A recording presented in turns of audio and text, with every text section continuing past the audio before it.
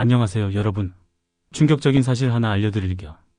당신이 괜찮아요 라고 말할 때마다 당신의 인생에서 주도권이 1%씩 사라지고 있습니다. 그리고 평생 이렇게 살며 결국 당신은 자신의 인생에서 엑스트라 역할만 하게 될 거예요. 오늘은 정말 많은 여성들이 공감할 주제, 남자의 눈치를 보는 여자의 심리에 대해 파헤쳐 볼게요. 여러분 혹시 이런 경험 있으신가요? 남자친구나 남편이 뭐 먹을래? 라고 물었을 때 진짜 먹고 싶은 게 있는데도 아무거나라고 대답한 적. 그리고 결국 마음에 안 드는 음식점에 가서 속으로는 불만이 가득한데 겉으로는 맛있다 라고 연기한 경험. 이게 바로 눈치 보기의 함정입니다. 그리고 이런 패턴이 계속되면 결국 당신은 자신의 목소리를 완전히 잃어버리게 돼요. 하지만 오늘 이 영상을 통해 여러분은 더 이상 눈치 보는 을이 아닌 당당한 갑으로 살아가는 비밀을 알게 될 거예요. 충격적인 연구 결과에 따르면 관계에서 자신의 욕구를 표현하지 못하는 사람들은 그렇지 않은 사람들보다 우울증에 걸릴 확률이 3배나 높다고 합니다. 게다가 심리학자들의 연구에 의하면 눈치를 많이 보는 여성들의 80%가 자신이 원하는 삶이 아닌 다른 사람이 원하는 삶을 살고 있다고 느낀다고 해요. 이건 정말 무서운 통계죠. 하지만 희소식이 있습니다.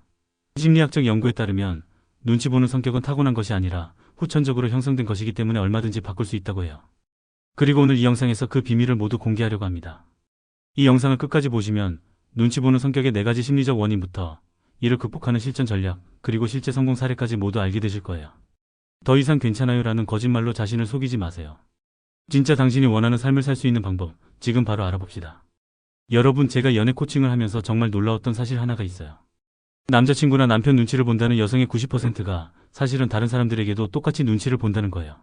카페에서 커피가 잘못 나와도 괜찮아요. 친구가 약속에 1시간 늦어도 괜찮아요.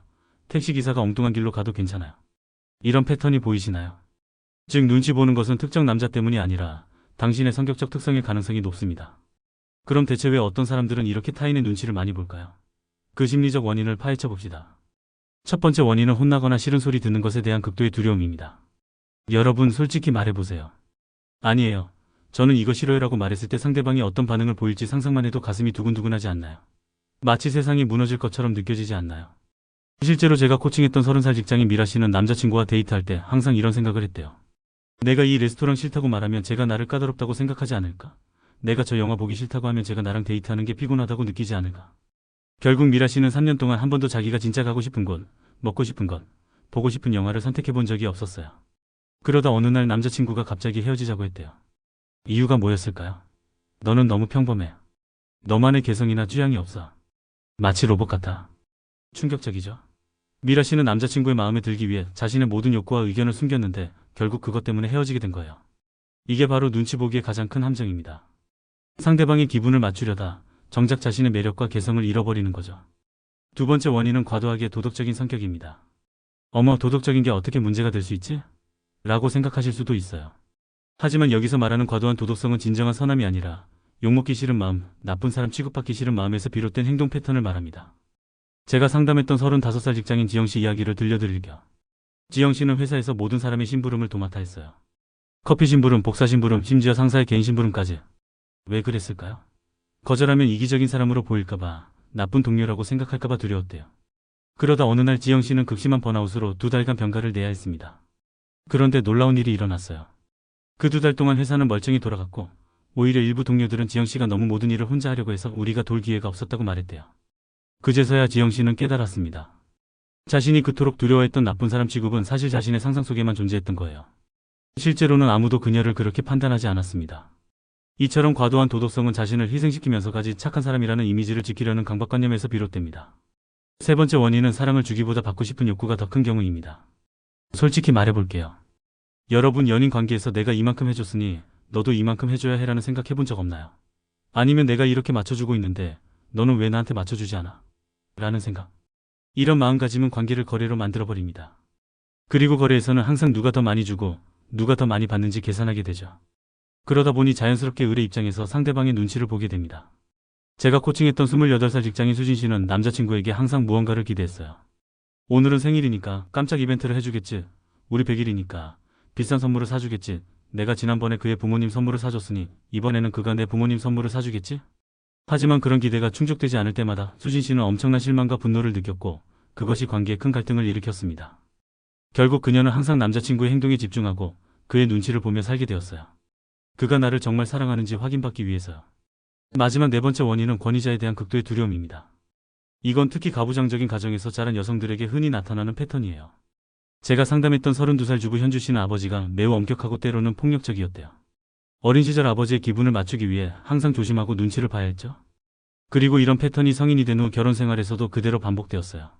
남편이 조금만 목소리를 높이거나 불만을 표현하면 현주 씨는 마치 어린 시절 아버지 앞에 선 것처럼 극도로 불안해했고 남편의 모든 요구에 네, 알겠습니다 라고 대답했습니다. 심지어 자신이 아프거나 힘들 때도요. 이처럼 눈치를 보는 행동의 원인은 다양하지만 대부분은 어린 시절의 경험과 그로 인해 형성된 신념 체계에서 비롯됩니다. 그리고 이런 패턴은 단순히 의지력만으로 바꾸기 어려운 경우가 많아요. 그래서 먼저 자신의 패턴을 이해하고 그 원인을 탐색하는 과정이 중요합니다. 여러분 지금 스스로에게 물어보세요. 나는 왜 이렇게 눈치를 많이 볼까? 그리고 방금 설명한 4가지 원인 중 어떤 것이 가장 나와 관련이 있는지 생각해보세요. 자신의 패턴을 이해하는 것이 바로 변화의 첫걸음입니다. 여러분 눈치를 보는 것 자체는 사실 나쁜 게 아니에요. 사회적 동물인 인간에게 타인의 감정과 상황을 읽는 능력은 매우 중요한 생존 기술이죠. 문제는 눈치만 보고 자신의 욕구와 경계를 전혀 표현하지 못할 때 발생합니다. 그럼 눈치만 보는 행동 패턴이 지속되면 어떤 끔찍한 결과가 기다리고 있을까요? 지금부터 그 무서운 대가를 하나씩 살펴봅시다. 첫째, 자신의 진짜 정체성을 완전히 잃어버리게 됩니다. 충격적인 사실 하나 알려드릴게요. 심리학 연구에 따르면 자신의 욕구를 지속적으로 억압하는 사람은 결국 자기 소외라는 심각한 심리적 상태에 빠진다고 해요. 이건 마치 거울을 봤는데 거기 비친 사람이 누군지 모르는 것과 같은 느낌입니다. 제가 코칭했던 42살 주부 다영 씨는 20년 동안 남편의 눈치를 보며 살았어요. 음식 취향부터 여가 활동, 친구 만남까지 모두 남편의 선호에 맞췄죠. 그러다 어느 날 딸이 엄마는 진짜 좋아하는 게 뭐야? 라고 물었을 때 다영 씨는 대답을 찾지 못했대요. 그 순간 다영 씨는 큰 충격을 받았습니다. 내가 누구지? 내가 정말 좋아하는 게 뭐지? 내가 진짜 원하는 삶은 어떤 모습이지? 이런 근본적인 질문에 대답할 수 없었거든요. 자신의 취향과 선호, 가치관을 너무 오랫동안 무시해왔기 때문에 자신이 누구인지에 대한 감각을 완전히 잃어버린 거예요. 둘째, 관계에서 폭발적인 분노와 원망이 쌓이게 됩니다. 심리학에서는 이것을 억압된 분노의 축적이라고 부르는데요. 자신의 욕구를 계속 억압하면 그 불만이 어디론가 가야 하잖아요. 그러면 어떻게 될까요? 네, 폭발하게 됩니다. 제가 상담했던 한 커플의 경우 아내는 7년 동안 모든 불만과 욕구를 억눌러 왔어요. 남편이 화낼까봐, 관계가 깨질까봐 두려워서요. 그러다 어느 날 남편이 약속 시간에 30분 늦었다는 아주 사소한 이유로 폭발했습니다. 접시를 깨고 소리를 지르고 심지어 이혼을 요구했죠. 남편은 당연히 충격을 받았어요. 왜 30분 늦었다고 이렇게 화를 내지? 너무 과하지 않아? 하지만 사실 그건 30분에 대한 분노가 아니었어요. 7년 동안 억눌러온 모든 불만과 욕구가 한꺼번에 터져나온 거죠. 이런 패턴은 관계를 매우 불안정하고 예측 불가능하게 만듭니다. 셋째, 상대방을 나쁜 사람으로 만들게 됩니다. 이건 정말 무서운 함정인데요. 내가 원하는 것을 명확히 표현하지 않고 상대방이 그것을 충족시키지 못하면 자연스럽게 상대방을 배려심 없는 사람, 이기적인 사람으로 인식하게 되죠. 가장 흔한 예가 바로 생일 선물입니다. 당신이 남자친구에게 특정 브랜드의 가방을 원하지만 직접 말하지 않았다고 해봅시다. 그리고 남자친구가 다른 선물을 줬을 때 어떻게 내가 이 가방을 원하는지 모를 수 있지? 정말 나를 사랑한다면 알았어야 하는 거 아니야? 라고 생각하게 되죠. 하지만 잠깐만요. 남자친구 입장에서는 당신이 직접 말하지 않은 것을 어떻게 알 수 있을까요? 그는 단지 당신이 표현하지 않은 기대를 충족시키지 못했을 뿐인데 배려심 없는 나쁜 사람이 되어버린 거예요. 제가 상담했던 한 남성은 이렇게 말했어요. 아내가 항상 괜찮아라고 말해요. 하지만 나중에 보면 전혀 괜찮지 않았던 거죠. 그럴 때마다 저는 너무 혼란스럽고 무력감을 느껴요. 제가 뭘 어떻게 해야 할지 모르겠어요. 이처럼 눈치만 보는 행동은 결국 상대방도 불행하게 만듭니다. 넷째, 자존감이 바닥까지 떨어지게 됩니다. 심리학 연구에 따르면 자신의 욕구를 지속적으로 무시하는 사람들은 시간이 지날수록 나는 중요하지 않은 사람이라는 신념이 강화된다고 해요. 그리고 이런 낮은 자존감은 더 많은 눈치 보기 행동으로 이어지는 악순환을 만들죠. 제가 코칭했던 지은 씨는 10년 동안 남자친구의 눈치를 보며 살았어요. 그러다 보니 점점 자신감이 없어지고 나는 별로 중요하지 않은 사람이야. 내 의견은 별로 가치가 없어라는 생각이 강해졌죠. 그리고 이런 낮은 자존감 때문에 더 많은 눈치를 보게 되는 악순환에 빠졌습니다. 이처럼 눈치만 보는 행동 패턴은 단기적으로는 갈등을 피하고 관계를 부드럽게 유지하는 것처럼 보일 수 있지만 장기적으로는 자신과 관계 모두에 심각한 해를 끼치게 됩니다. 여러분 지금 이 순간 자신에게 물어보세요. 나는 지금 이런 대가를 치르고 있지는 않은가? 그리고 만약 그렇다면 이제 변화할 때가 왔다는 신호입니다. 그럼 어떻게 이런 패턴에서 벗어날 수 있을지 실전 전략을 알아볼게요. 눈치 보는 성격을 극복하는 것은 하루아침에 이루어지지 않아요. 오랜 시간 동안 형성된 패턴이기 때문에 변화하는 데도 시간과 노력이 필요합니다. 하지만 분명한 건 변화는 가능하다는 거예요. 지금부터 실전 전략을 하나씩 알아봅시다. 첫 번째 전략은 거절의 공포 극복하기입니다. 많은 여성들이 노라고 말하는 것을 극도로 두려워해요. 마치 세상이 무너질 것처럼 느끼죠. 하지만 놀라운 사실을 알려드릴게요. 심리학 연구에 따르면 우리가 상상하는 거절의 결과는 실제 결과보다 10배나 더 부정적이라고 해요. 실천 방법은 간단합니다. 점진적 노출 요법이라고 하는데 작은 거절부터 시작해서 점점 더 큰 거절로 나아가는 거예요.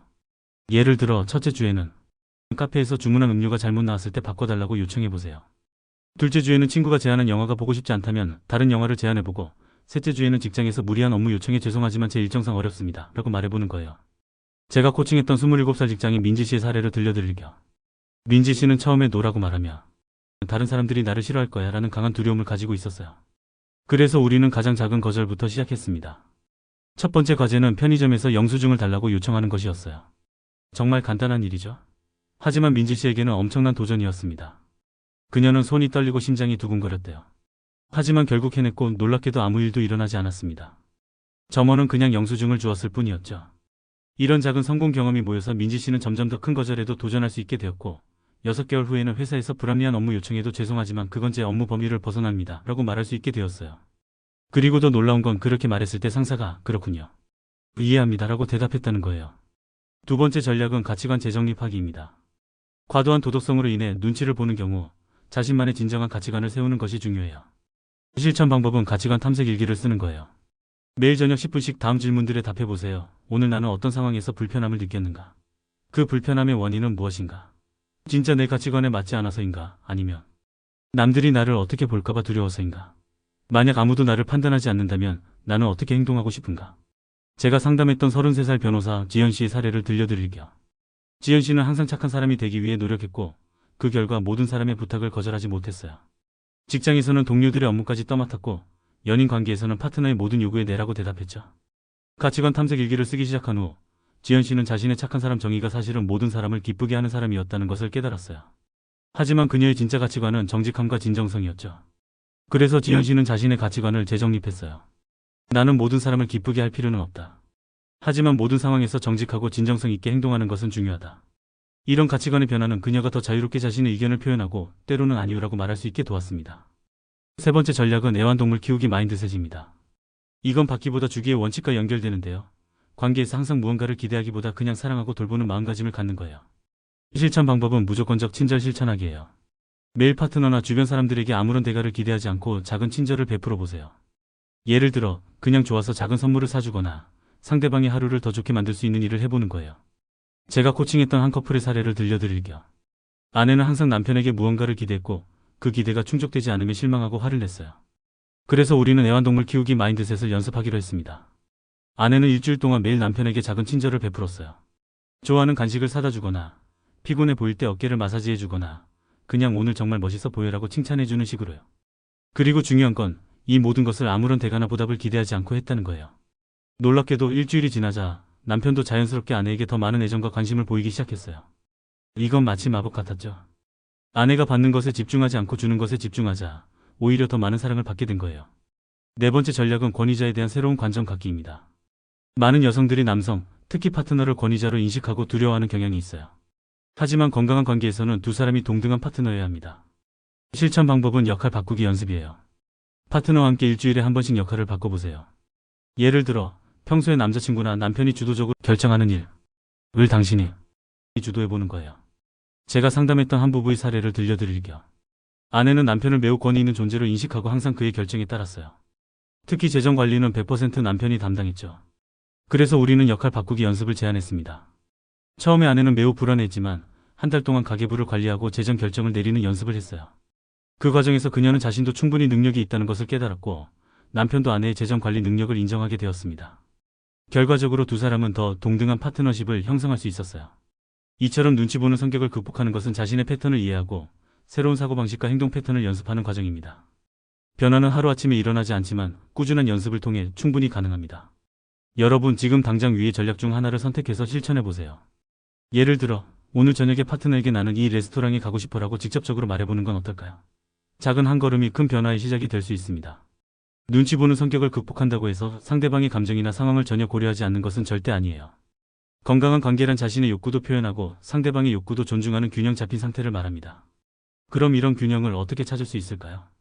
심리학자들에 따르면 건강한 관계의 핵심은 상호성이라고 해요. 이는 주고받음의 균형을 의미하는데 중요한 건 양적인 균형이 아니라 질적인 균형입니다. 즉 너가 나에게 5번 친절하게 했으니 나도 너에게 정확히 5번 친절하게 해야 해가 아니라 두 사람 모두 관계에 진심으로 투자하고 기여한다는 느낌이 중요한 거죠. 첫째, 눈치 보기와 자기 주장하기 사이의 균형을 찾는 것이 중요해요. 모든 상황에서 무조건 자기 주장만 하는 것도 항상 눈치만 보는 것도 건강하지 않습니다. 상황에 따라 유연하게 대처하는 능력이 필요해요. 예를 들어 여러분의 남자친구가 중요한 시험을 앞두고 있다면 그의 공부 시간을 존중해주는 것이 좋겠죠. 하지만 그렇다고 자신의 모든 필요를 무시할 필요는 없어요. 오늘 저녁은 네가 공부에 집중할 수 있도록 내가 혼자 보내게. 대신 주말에는 우리 시간을 가졌으면 좋겠어라고 말하는 식으로 균형을 찾을 수 있습니다. 제가 코칭했던 30대 커플의 사례를 들려드릴 겸 처음에 여자친구는 항상 남자친구의 눈치를 보고 자신의 욕구를 표현하지 못했어요. 하지만 코칭을 통해 그녀는 점점 자신의 의견을 표현하는 법을 배웠고 남자친구도 그녀의 의견을 존중하는 법을 배웠습니다. 특히 효과적이었던 것은 교대로 결정하기 규칙이었어요. 데이트 때마다 번갈아가며 한 사람이 장소와 활동을 결정하는 거죠. 이 간단한 규칙 덕분에 두 사람은 더 균형 잡힌 관계를 형성할 수 있었고 여자친구도 자신의 선호를 표현하는 연습을 할 수 있었습니다. 둘째, 효과적인 의사소통 기술을 익히는 것이 중요합니다. 심리학자들은 특히 나 메시지의 중요성을 강조해요. 너 메시지가 상대방을 비난하는 것처럼 들릴 수 있는 반면 나 메시지는 자신의 감정과 필요를 책임지는 방식으로 표현하거든요. 예를 들어 너는 항상 나를 무시해라고 말하는 대신 내가 말할 때 다른 일에 집중하면 무시당하는 느낌이 들어라고 말하는 거죠. 이런 방식의 의사소통은 상대방의 방어적인 반응을 줄이고 더 생산적인 대화를 가능하게 합니다. 제가 상담했던 한 부부의 사례를 들려드릴 겸 아내는 항상 남편에게 너는 왜 이렇게 늦게 들어와? 너는 왜 집안일을 안 도와줘? 같은 너 메시지로 불만을 표현했어요. 그러다 보니 남편은 항상 방어적으로 반응했고 대화는 자주 싸움으로 번졌습니다. 하지만 나 메시지 연습 후 아내는 당신이 늦게 들어오면 나는 걱정이 돼. 집안일을 혼자 하다 보면 나는 지치고 서운해 이런 식으로 말하기 시작했어요. 그러자 놀랍게도 남편은 덜 방어적으로 반응하고 오히려 아내의 감정을 이해하려고 노력하기 시작했습니다. 그 결과 두 사람의 의사소통은 훨씬 더 건강해졌고 관계의 질도 향상되었어요. 셋째, 자신의 경계를 명확히 하는 것이 중요합니다. 심리학에서 경계라 자신이 편안하게 느끼는 한계를 말해요. 이런 경계를 설정하고 존중받는 것은 건강한 관계의 기본입니다. 충격적인 통계 하나 알려드릴 겸 심리학 연구에 따르면 명확한 경계를 가진 사람들은 그렇지 않은 사람들보다 관계 만족도가 70%나 높다고 해요. 이는 경계가 단순히 아니오라고 말하는 것 이상의 의미를 가진다는 것을 보여줍니다. 경계를 설정하는 실천 방법은 경계 선언문 작성하기예요. 종이에 다음과 같은 문장을 완성해보세요. 나는 뭐뭐 할 때 불편함을 느낀다. 나는 뭐뭐에 대해 노라고 말할 권리가 있다. 나는 뭐뭐를 요청할 권리가 있다. 제가 코칭했던 소희 씨는 남자친구가 언제든 자신의 집에 들르는 것에 불편함을 느꼈지만 이를 표현하지 못했어요. 그래서 우리는 경계 선언문을 작성했고 그중 하나가 나는 사전 연락 없이 누군가가 내 집에 방문할 때 불편함을 느낀다였습니다. 이를 바탕으로 소희 씨는 남자친구에게 나는 내가 오기 전에 미리 연락해주면 좋겠어. 그래야 내가 준비할 시간이 있거든이라고 자신의 경계를 표현할 수 있게 되었죠. 처음에 남자친구는 조금 당황했지만 곧 그녀의 경계를 존중하기 시작했고 이는 오히려 두 사람의 관계를 더 건강하게 만들었습니다. 넷째, 상대방의 관점을 이해하려고 노력하는 것이 중요해요. 건강한 관계란 자신의 욕구만 주장하는 것이 아니라 상대방의 욕구도 이해하고 존중하는 것을 포함합니다. 심리학자들은 이를 관점 취약이라고 부르는데 이는 단순히 상대방의 말을 듣는 것을 넘어 그의 입장에서 생각해보는 능력을 말해요. 연구에 따르면 이런 능력이 높은 커플은 그렇지 않은 커플보다 갈등 해결 능력이 2배나 높다고 합니다. 실천 방법으로는 적극적 경청 기술을 연습해보세요. 상대방이 말할 때 진심으로 집중하고 그의 말을 이해했는지 확인하는 거예요. 내가 이해한 것이 맞다면 너는 이라고 말하면서 상대방의 관점을 다시 한번 확인하는 것이 도움이 됩니다. 제가 상담했던 한 커플은 이런 적극적 경청을 통해 많은 갈등을 해결할 수 있었어요. 두 사람은 서로의 말을 중간에 끊지 않고 끝까지 듣는 연습을 했고 상대방의 말을 자신의 말로 다시 요약해보는 연습도 했습니다. 그 결과 서로의 관점을 더 잘 이해할 수 있게 되었고 갈등 상황에서도 더 효과적으로 소통할 수 있게 되었어요. 이처럼 건강한 관계를 위한 균형을 찾는 것은 지속적인 연습과 노력이 필요한 과정입니다. 하지만 이런 노력들이 모여 더 만족스럽고 행복한 관계를 만들어갈 수 있어요. 여러분, 오늘부터 한 가지 균형 잡기 전략을 선택해서 실천해보세요. 예를 들어 다음 대화에서 나 메시지를 사용해보는 건 어떨까요?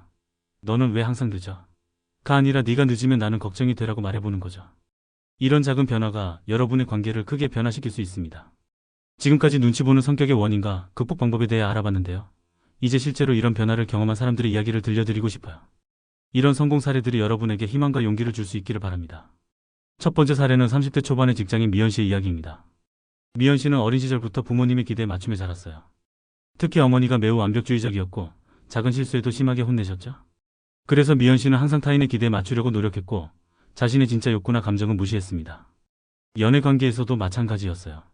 미연 씨는 남자친구의 모든 결정에 대해 좋아요라고 대답했고 자신이 불편하거나 싫어도 표현하지 않았죠.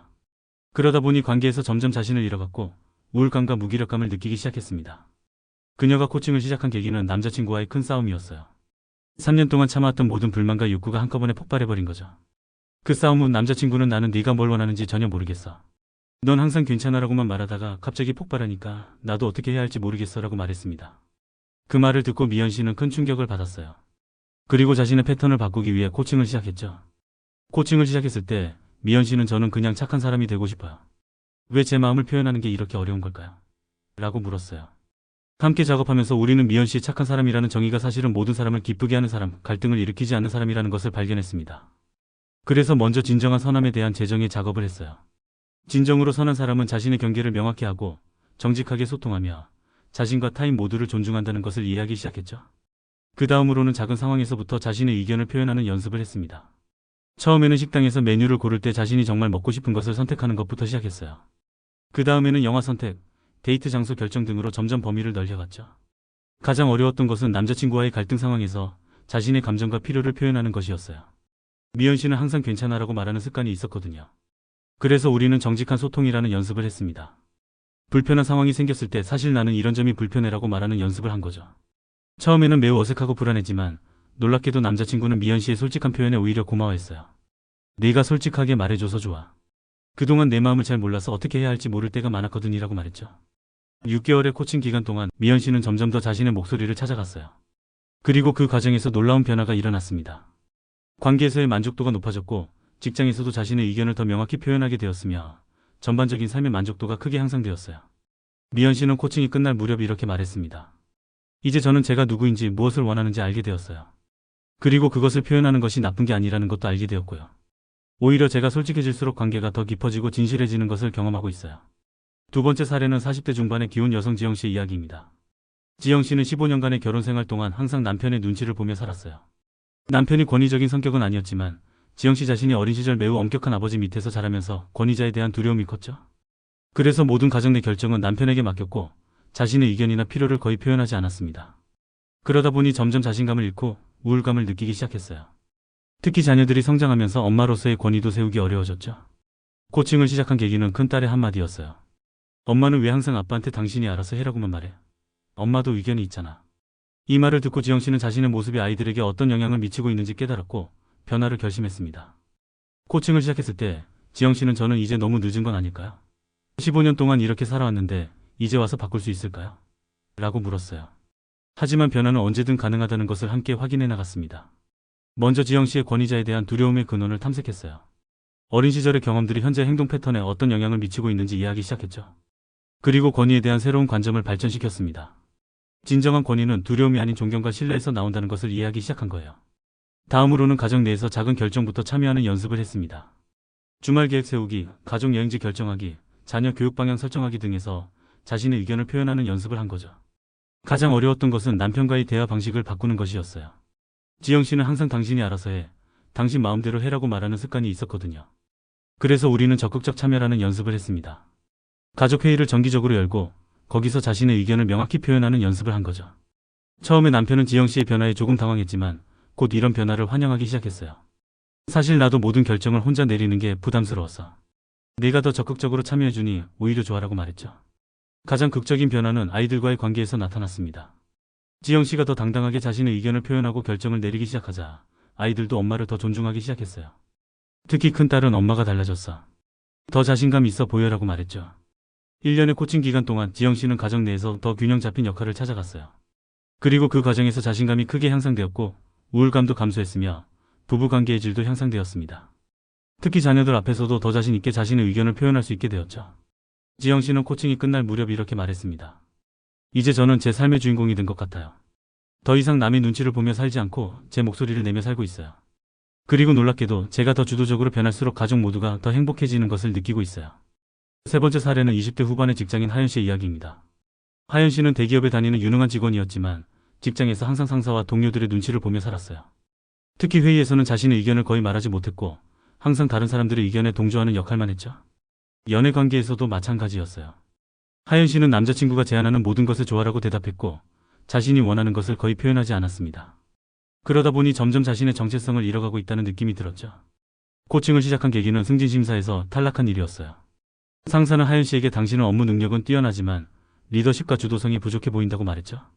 이 말을 듣고 하연 씨는 자신의 눈치 보는 성격이 이제는 경력에까지 영향을 미치고 있다는 것을 깨달았습니다.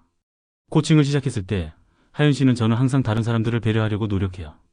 그게 왜 문제가 되나요? 라고 물었어요. 함께 작업하면서 우리는 하연 씨의 배려가 사실은 거절에 대한 두려움과 갈등 회피에서 비롯된 것임을 발견했습니다.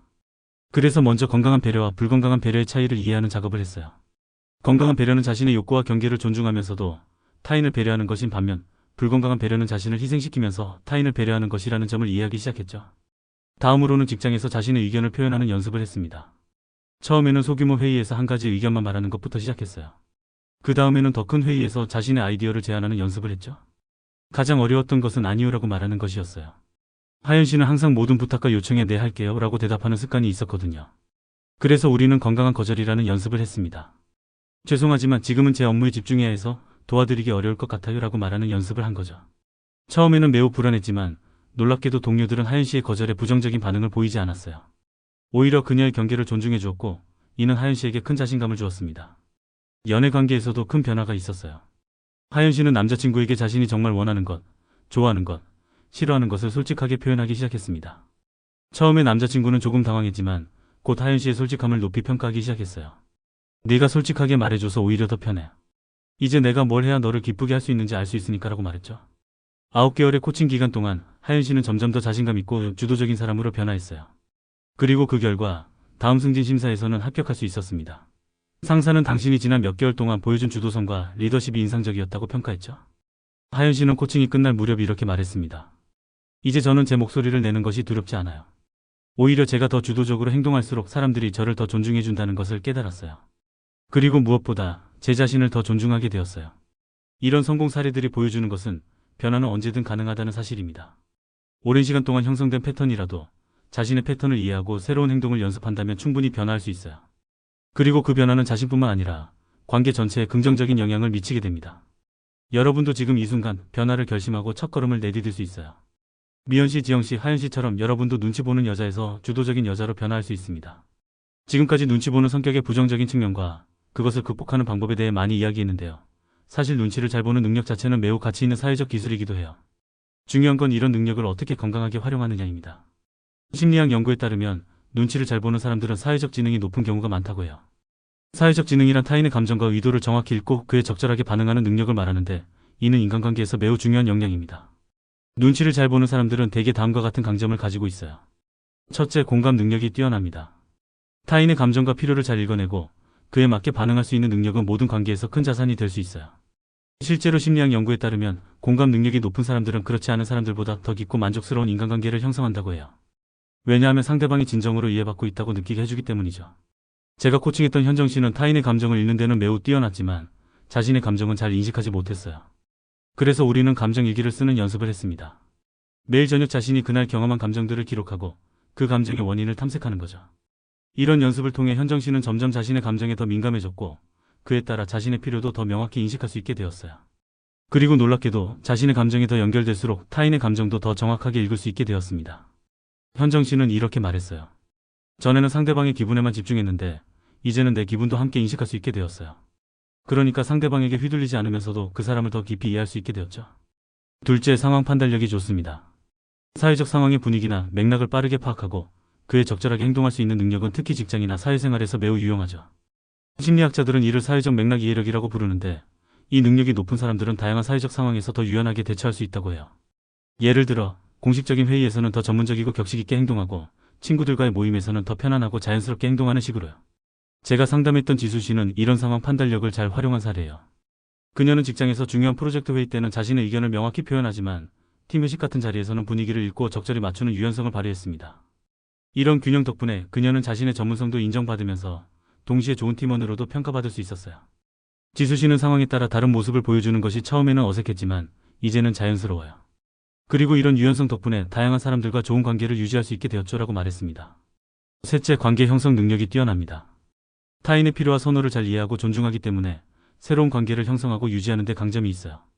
심리학 연구에 따르면 관계 형성 능력이 높은 사람들은 더 넓고 깊은 사회적 네트워크를 가지고 있으며 이는 정서적 지지와 직업적 기회 모두에 긍정적인 영향을 미친다고 해요. 제가 코칭했던 한 커플은 이런 관계 형성 능력을 잘 활용했어요. 두 사람 모두 상대방의 필요와 선호를 이해하려고 노력했고, 동시에 자신의 필요와 선호도 명확히 표현했습니다. 그 결과 두 사람은 서로에게 안전하게 자신을 표현할 수 있는 신뢰 관계를 구축할 수 있었어요.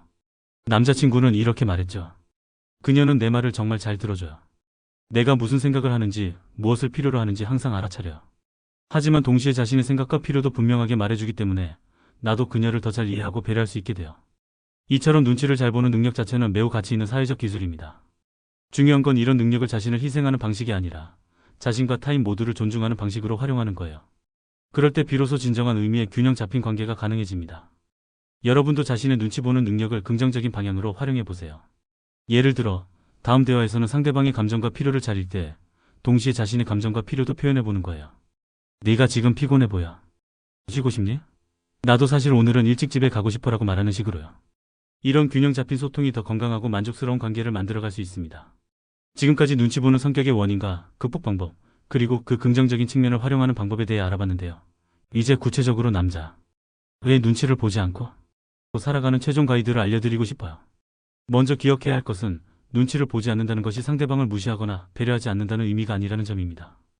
오히려 건강한 관계를 위해 자신과 상대방 모두를 존중하는 방식으로 소통하는 것을 말해요. 첫째, 갑을 관계의 프레임에서 벗어나 보세요.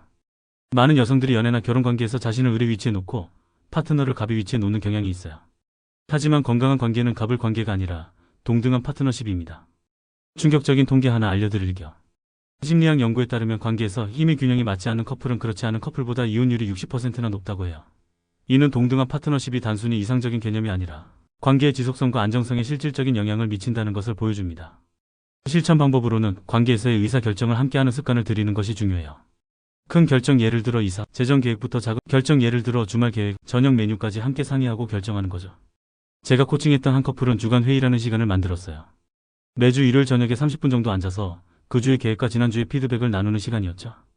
이런 정기적인 소통의 시간은 두 사람이 더 동등한 파트너로 관계를 발전시키는 데 큰 도움이 되었습니다.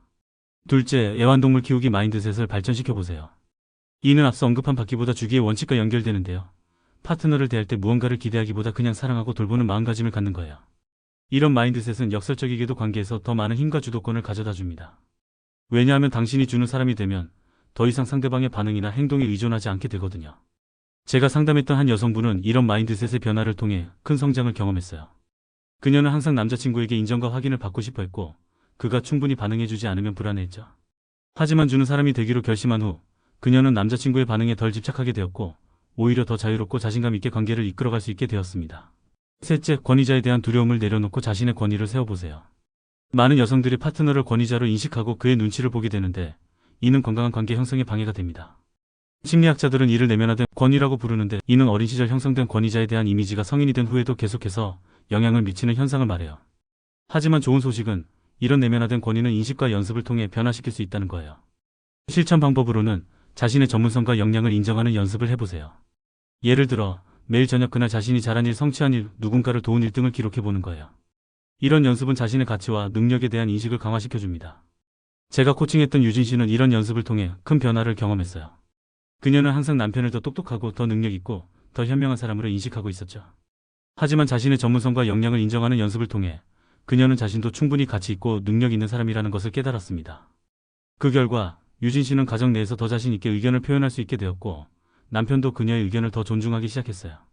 유진 씨는 이제 나는 남편과 동등한 파트너라고 느껴요. 더 이상 그의 승인이나 허락을 구하지 않고 함께 결정을 내리는 관계가 되었죠라고 말했습니다. 넷째, 완벽주의에서 벗어나 보세요. 많은 여성들이 완벽한 여자친구 또는 완벽한 아내가 되어야 한다는 압박감을 느끼고 그 결과 파트너의 눈치를 보게 됩니다. 심리학 연구에 따르면 완벽주의는 관계 만족도와 부적 상관관계가 있다고 해요. 즉 완벽주의 성향이 강할수록 관계에서 불만족을 느낄 가능성이 높다는 거죠. 왜냐하면 완벽주의는 자신과 상대방에게 비현실적인 기대를 부여하기 때문입니다. 실천 방법으로는 충분히 좋음 그 개념을 받아들이는 연습을 해보세요. 모든 것이 완벽할 필요는 없고 충분히 좋으면 괜찮다는 마음가짐을 갖는 거예요. 제가 상담했던 민지 씨는 항상 남자친구 앞에서 완벽해 보이려고 노력했어요. 항상 예쁘게 꾸미고 요리도 완벽하게 하고 절대 부정적인 감정을 보이지 않으려고 했죠. 하지만 이런 노력은 그녀를 지치게 만들었고 관계에서도 진정성을 잃게 만들었습니다. 충분히 좋은 개념을 받아들이기 시작한 후 민지 씨는 점점 더 편안하게 자신의 모습을 보여줄 수 있게 되었어요. 때로는 화장을 하지 않고 때로는 요리가 실패해도 괜찮다고 생각하게 된 거죠. 그리고 놀랍게도 남자친구는 이런 자연스러운 모습을 오히려 더 매력적으로 느꼈습니다. 네가 완벽하지 않은 모습도 보여줄 때 오히려 더 가깝게 느껴져라고 말했죠. 이처럼 남자의 눈치를 보지 않고 살아가는 것은 자신과 관계에 대한 새로운 관점과 태도를 발전시키는 과정입니다. 이 과정은 시간과 노력이 필요하지만 결과적으로 더 건강하고 만족스러운 관계를 만들어갈 수 있어요. 여러분, 오늘부터 한 가지 전략을 선택해서 실천해보세요. 예를 들어, 다음 대화에서는 파트너의 의견을 기다리지 않고 먼저 자신의 의견을 말해보는 건 어떨까요? 나는 이번 주말에 산책을 가고 싶어. 너는 어때? 라고 말해보는 거죠. 이런 작은 변화가 여러분의 관계를 크게 변화시킬 수 있습니다. 지금까지 우리는 눈치 보는 성격의 원인부터 극복 방법, 그리고 건강한 관계를 위한 균형 잡기까지 다양한 측면을 살펴봤어요. 눈치 보는 여자에서 주도적인 여자로 변하는 여러분의 모습을 응원합니다. 구독, 좋아요, 알람 설정은 사랑입니다. 다음 영상에서 또 만나요.